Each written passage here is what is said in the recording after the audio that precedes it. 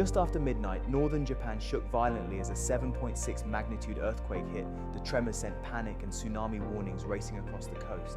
At 11:15 p.m. on December 8, 2025, the quake struck near Aomori Prefecture. Coastal towns in Aomori, Iwate, and Hokkaido were immediately on alert for tsunami waves. Small waves of 50 to 70 centimeters were recorded, but the shaking was intense. Shelves toppled, windows shattered, and dozens were injured. Power outages left thousands in the dark, a stark reminder of nature's power. Japan knows earthquakes well, but this one was a wake-up call. The ground beneath us can shift from solid to deadly in seconds. Stay alert, stay safe, and think about your plan if it happens tonight. Subscribe for updates and stay informed.